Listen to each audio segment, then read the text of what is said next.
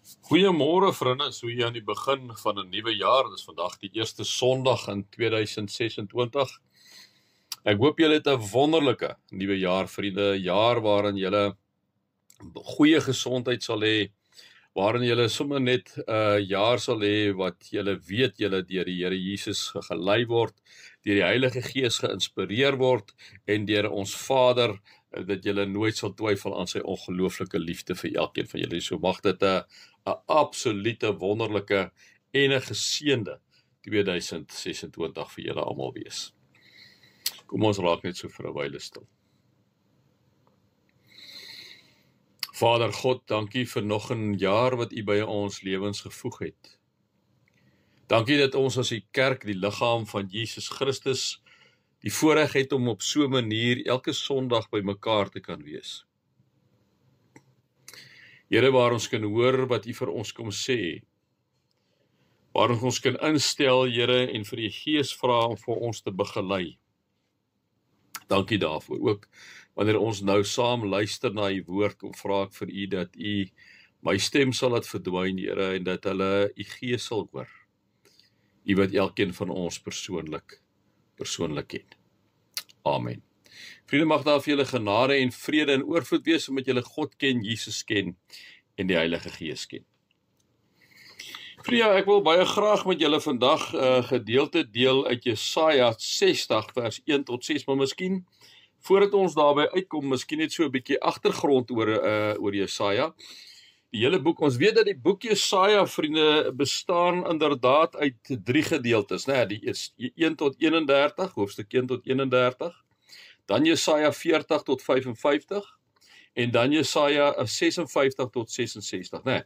So, jy praat van hierdie boek spesifiek, die derde gedeelte van Jesaja, praat jy van Trito Jesaja, en die tweede gedeelte praat jy van Deutero Jesaja, né?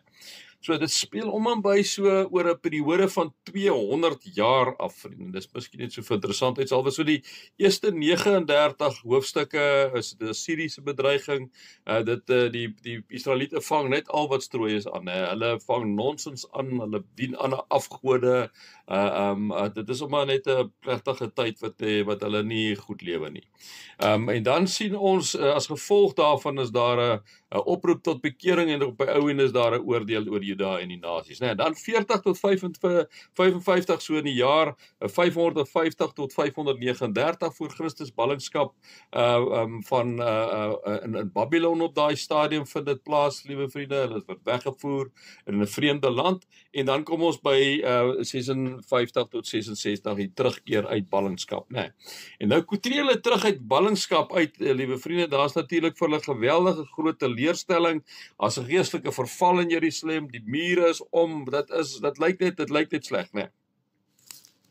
En alles het gebeur, soos ons vir mekaar reeds gesê het, hier in die eerste paar hoofstukke, vriende, hier in plus minus 47 tot 700 voor Christus, waar hulle alles verloor het. Hulle, as gevolg van hulle strooi wat hulle aangejaag het, hulle Jerusalem verloor, die tempel is vernietig, hulle is in ballingskap weggevoer, en dan sien ons hier in 60, so stadig maar besig, met koning Kores van Perse, is die volk besig om terug te keer huis toe, na hierdie ballingskapsperiode. Maar hulle vind hierso, liewe vriende, inderdaad dat alles in pyn gelê is, né? Daar's min middele, is net 'n ou klein onsekere gemeenskapie wat daar oorgebly het daar. En in hierdie konteks kom Jesaja 60 eintlik as 'n visioen van hoop en heerlikheid na die volk toe, en ek sal nou weer iets daaroor sê, né?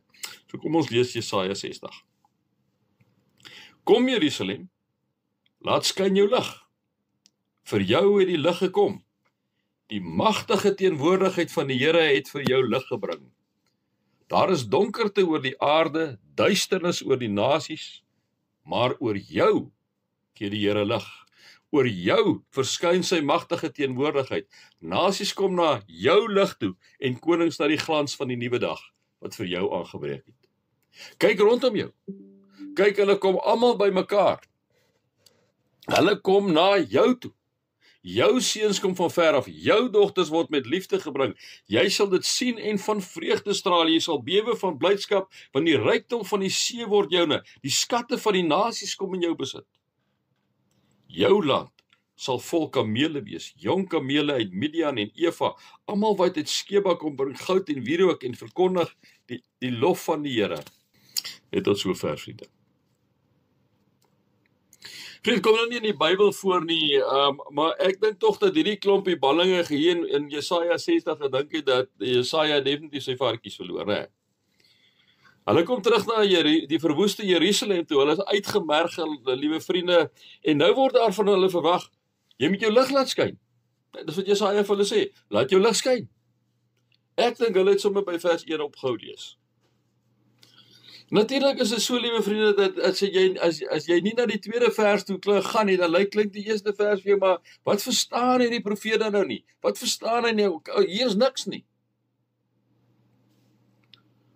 Maar in die tweede vers, liewe vriende, staan daar baie duidelik, die lig het na hulle toe gekom deur die magtige teenwoordigheid van die Here. So die lig het na hulle toe gekom deur God self wat by hulle teenwoordig was. So God se magtige teenwoordigheid is die lig. Omdat God teenwoordig is en hulle in sy teenwoordigheid het, kan hulle die lig wees, né? God as die lig verlig hulle. Jare gelede het 'n Air Florida vliegtuig in die Potomac rivier in Washington neergestort en daar was 79 mense aan boord, maar net 5 van hulle het oorleef. Net 5 het die ysige rivier oorleef.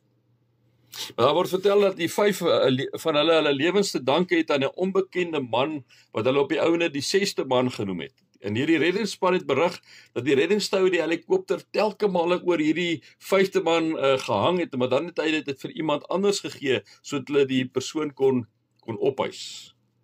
Toe hulle uiteindelik terugkom om hierdie 6de man op te hys, het hy onder die ys verdwyn en hy het verdrink. En die loods van die reddingshelikopter het soos volg gereageer. Hy sê, imagine, he had just survived that horrible crash. The river was ice-cold and each minute brought him closer to death. He could have gone on the first trip, but he put everyone else ahead of himself. Hierdie 6de man, vriende, was 'n dapper man, hy was 'n goeie man. Hy was nie 'n persoon wat die ander mense gevra het, wat is jou geloof, jou werk, jou politieke voorkeure of jou familiestatus? Nee, hy het eenvoudig net gedoen en hy het gekom, liewe vriende, en hy het hierdie 5 mense het hy gered en in die proses sy eie lewe verloor. En hierdie persoon se naam, hierdie 6de man, sy naam was Arland Dean Williams Jr. Arland Dean Williams Jr., die 6de man, het daardie spesifieke dag sy lig oor die ander mense laat skyn. Die gevolg is, liewe vriende, omdat hy dit gedoen het, sal mense nog honderde jare na vandag nog steeds praat oor Arland Dean Williams Jr. vir dit wat hy gedoen het, want hy het totaal anders opgetree.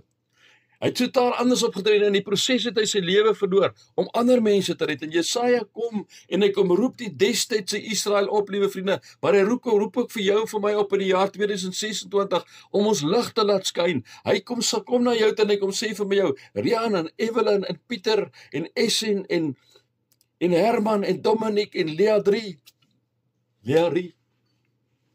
en ouma en oupa Kobus en Trianai, Moos, Simon, Mersha, laat jou lig skyn. Laat jou lig skyn, dis 'n oproep wat ek en jy moet hoor vandag. Laat jou lig skyn, maak nie saak, liewe vriende, wat rondom ons aangaan nie. Kom die profeet Jesaja en hoor ons met ons God se gees hoor wat vanoggend vir ons kom sê, in die jaar 2026 moet julle julle lig laat skyn. Dit is die opdrag wat Jesaja kom gee. Dit is tog die opdrag van Jesus volgelinge, liewe vriende. Wanneer ons in Jesus se voetspore volg, hoekom, liewe vriende? Sodat mense in die jaar 2026 vir God kan beleef, al is dit hoe donker. Die message het Matteus 5 vers 14 so wonderlik vertaal. Hy sê, here's another way to put it. Here's another way to put it. You're here to bring light, bringing out the God colors in the world. God is not a secret to be kept. We're going public with this, as public as a city on a hill. A man can no more diminish God's glory by refusing to worship Him than a lunatic can put out the sun by scribbling the word darkness on the walls of his cell, sê C.S. Lewis, nee. Kom ons sê geweer wat Matteus 5:14 sê. Here's another way to put it. You're here to be a light, bringing out the God colors in the world. God is not a secret to be kept. We're going public with us, as public as a city on a hill. En vriende, kom ons sê dit weer hierdie, want ons lees so vinnig oor die goed, ons praat so vinnig, goed gaan eenvoudig by jou verby. Kom ons hoor weer wat sê C.S. Lewis. C.S. Lewis sê, a man can no more diminish God's glory by refusing to worship him than a lunatic can put out the sun by scribbling the word darkness on the walls of his son. God se teenwoordigheid bring die lig. God se teenwoordigheid bring die lig, liewe vriende. Daarom kom Jesaja en kom sê hy vir hierdie volkie Israel, kom laat jou lig skyn. Dis ons dit is ons visie wat ons het. Ons sê in ons gemeente, laat jou lig so skyn, daar waar jy ook al is. Want vir jou het die lig gekom. Liewe vriende, wanneer ek en jy ons lig laat skyn, vra dit van jou geloof so. Want partykeer soos in die geval van Israel, kom hulle terug hierso in Jerusalem, alles is verwoes, die mure is verwoes, die tempel is verwoes. Liewe vriende, dit is nag in die plek waar jy is. En dan het jy nodig om geloof so te hê, om anders te kyk na die wêreld rondom jou. Hebreërs 11:1 sê dit so mooi, geloof is om die onsienlike te sien. So hierdie Israeliete wat teruggekom het, moes die onsienlike sien. En kom sê hy, om seker te wees van wat ons hoop, om oortuig te wees van die dinge wat ons nie sien nie. Dit is geloof. Dit het geloofsoë geverg, wat van hierdie Israeliete om te kan sien, wat kan wees. Wanneer ons in 'n lewende verhouding met God staan in ons eerste waarde, liewe vriende, dan is ons in sy teenwoordigheid. En wie is hy? Hy is lig. En wanneer ons in hierdie lig se teenwoordigheid is, liewe vriende, kan ons nie anders as om 'n lig vir ander mense te wees nie. Ons sien toe Moses in God se teenwoordigheid was, liewe vriende, het sy hele gesig het gestraal. Hy was verlig gewees. Hy was anders gewees. Hoor hoe mooi stel Jesaja dat hy sê, nasies kom na jou lig toe en konings na die glans van die nuwe dag. Kyk rondom jou, hulle kom almal bymekaar, hulle kom na jou toe. Vriende, wanneer ek en jy hierdie lig van God uitstraal, omdat ons in die teenwoordigheid van God is die mense geneig om na jou en na my toe te kom. Is hulle geneig, liewe vriende, om te hoor, maar wat is anders by jou en by my as by hulle? Ons het Kersdag 'n bietjie met mekaar gepraat oor Desmond Doss, van die fliek van Hacksaw Ridge, liewe vriende, ware verhaal in die Tweede Wêreldoorlog afgespeel het, en waar hy 75 lewens gered het, net op daai Hacksaw Ridge daai dag, sonder 'n geweer, op en afgehardloop het, waar hy hierdie ou was, wat altyd gebid het, altyd sy Bybel gelees het, en hoe hierdie manskappe so gewoond geraak het aan hom, en hulle later nêrens wou gaan, sonder Desmond Doss nie. En op een dag, liewe vriend, toe hulle die laaste aanslag gemaak het en die troepe gesê het, en die mense, hulle wil nie sonder hom gaan nie, die kaptein vir hom kon vra om saam te gaan, en hy gesê het, ek wil net gou klaar bid, en 'n hele brigade Amerikaanse soldate gewag het, dat Desmond Thomas Doss eers klaar bid. Hy was 'n lig gewees vir hulle, hy het sy lig laat skyn, hoekom? Omdat hy die lig van God die enig binne in hom gehad het. Jy sien, liewe vriende, wanneer die lig van God in ons is, kyk ons anders na die wêreld. Ek en jy begin God oral raak sien, maak nie saak hoe die wêreld lyk nie. Jy sal altyd die silwer randjie raak sien, omdat jou oë gerig is op die lig van die heelal. Dit is dan dat jy 'n stukkie hemel vir ander mense raak. Dat jy 'n oase vir mense raak in die woestyn, omdat jou lig skyn daar, liewe vriende. Wat sal mense in die jaar in jou sien? Wat visualiseer ons oor die nuwe jaar met sy nuwe uitdagings en nuwe geleenthede? Jy sien, ons het geloofsoë nodig. Ons wil tog baie graag seker wees van die dinge wat ons hoop, en ons wil graag oortuig, liewe vriende, van die dinge wat ons nie sien nie. Ons het 'n lens nodig wat ons in staat stel om te sien wat ons nog nooit tevore gesien het, sodat ons geloof kan waag. Sodat ons risiko's in geloof kan neem, en dit uit die boot uit kan waag, soos Petrus, toe hy vir Jesus sien het, loop uit op die see, sê, Here, as dit U is, laat my op die water loop. Jesus sê, kom, en hy het geloop op die water, totdat hy na die omstandighede, na die branders begin kyk het, Ons het 'n lense nodig op hierdie geloofsoë. En ek gaan sommer net so 'n paar lense vir julle noem, liewe vriende, wat ek dink ons nodig het om ons lig te laat skyn in hierdie jaar en hierdie wêreld. En die eerste lens wat ons op ons geloofsoë moet sit om anders te kyk na die wêreld, is die lens van die woord. Liewe vriende, ek en jy moet weer die woord van God ontdek. En dit klink baie snaaks as ek dit sê, maar as ek moet vanoggend vir julle vra, hoeveel van julle kyk actually na die woord van God? Wie van julle lees dit regtig? Wie van julle bid die woord? Wie van julle skoei julle lewe op die woord? En ek moet vir julle vra dat julle moet hande opsteek vanoggend. Liewe vriende, sal dit miskien nie 'n goeie ding wees nie. Daarom het ons geloofsoë, ek het jy nodig om deur die oë van geloof te kyk. Bill Hybels het altyd gesê die een ding wat vir hom so belangrik is dat hy altyd 'n tydjie met God, altyd by God moes gaan sit het. Maak nie saak nie, dit is sy prioriteit gewees. En ons sukkel almal daarmee, want dit moet ons hierdie nuwe jaar vir onsself sê. Een van die lense van hierdie geloofsloë om anders na die wêreld te kyk, is om weer terug te keer na die woord toe, om die lens van die woord op te soek, om te kyk wat soek die Here, wat sê die Here vir my in sy woord, hoe moet ek lewe?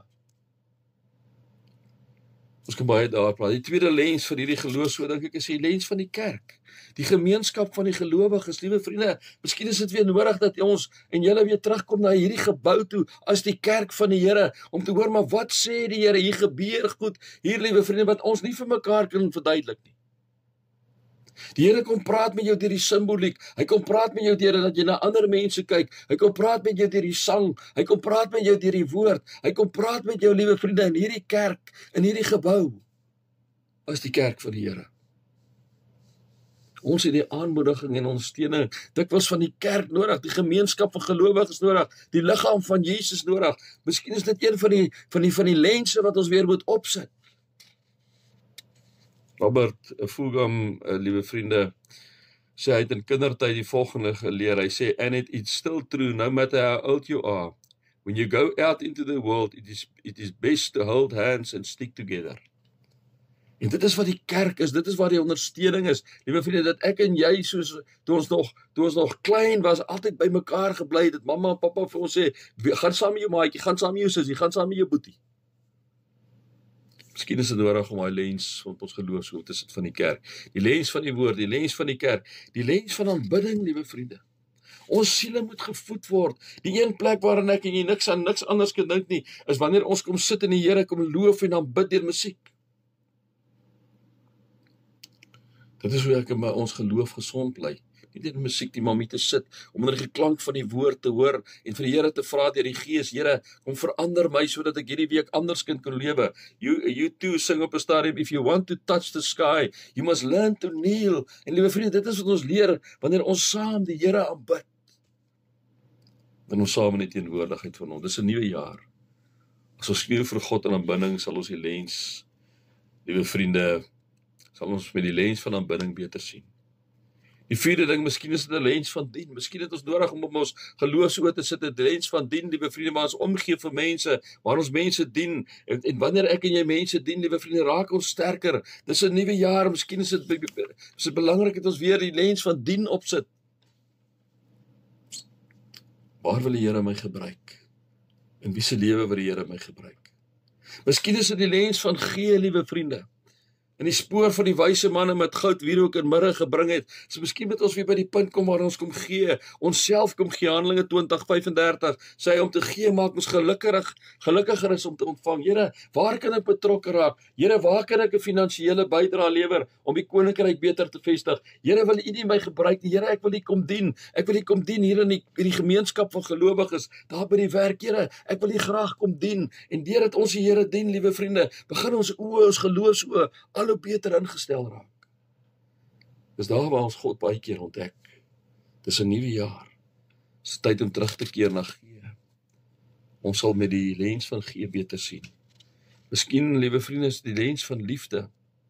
Die lens van liefde wat ons weer moet opsit. Die lens van liefde op ons geloofsoë waar ons anders moet kyk na ons familie, na ons vriende, daarna ons gesin, liewe vriende. Miskien is daai lens van liefde nodig, waar ek en jy miskien sit met 'n ding wat nie lekker is in daai familie van jou nie, en daai gesin van jou nie, en jy dit begin ignoreer het, en waar ek ons kon sê, maar om 'n beter te kan sien, het jy nodig om daai lens van liefde op te sit op hierdie geloofsoë, om oortuig te wees dat dit hierdie jaar beter gaan wees. Liefde is die salf wat die oë van geloof genees, vriende, verseker. Daarom sê Paulus in 1 Korintiërs 13, geloof hoop en liefde, maar die beste hiervan is die liefde. Die liefde verander, liewe vriende. Liefde bring sagtheid, liefde bring begrip, liefde bring respek. As 'n klomp goed wat liefde doen, miskien is dit nodig om daardie bril op te sit. En die volgende bekende aanhaling kan ons miskien verder help. And I said to the man who stood at the gate of the year, give me a light that I may tread safely into the unknown. And he replied, go out into the darkness and put thine hand into the hand of God. That shall be to thee better than light and safer than a known way. Kom ons sit in hierdie nuwe jaar ons hand in die Here se hand, liewe vriende. Kom ons laat ons lig so skyn, deurdat ons met geloofsoë kyk, en dat ons die lense sal gebruik van die woord, die lens van die kerk, die lens van aanbidding, die lens van dien, gee en die lens van liefde, sodat mense op die ouend na jou en my toe wil kom, soos wat die wêreld na Israel toe wou gekom het in daai tyd. Here, baie dankie dat ons so by mekaar kan wees, baie dankie vir hierdie nuwe jaar. Here, lei U vir ons dat ons met geloofsoë hierdie jaar sal ingaan, deur ons lig te laat skyn, deurdat ons na die wêreld sal kyk, Here, deur die lense van die kerk en die aanbidding en dien en gee en liefde. Amen. Vriende, ek gee nou vir julle geleentheid vir die dankoffers. Julle sal sien op ons nuusbriefie, ons is so wat die dankoffers aanbetref, so 200, ek dink is so 232.000 rand is ons agter op hierdie boekjaar, so ek plaas dit maar so onder julle aandag. Dan kan julle die EFT doen as julle wil, Zapper SnapScan kan julle gebruik, of die EFT NG Kerk Sonnekus. Ons is by Absa, takkode 632005, rekeningnommer 3270140547, en dis 'n checkrekening. Vriende, ek wil julle graag wegstuur hierdie dag en vir julle vra, vir julle sê, gaan en beleef God se liefde en sy trou, deurdat julle lig laat skyn.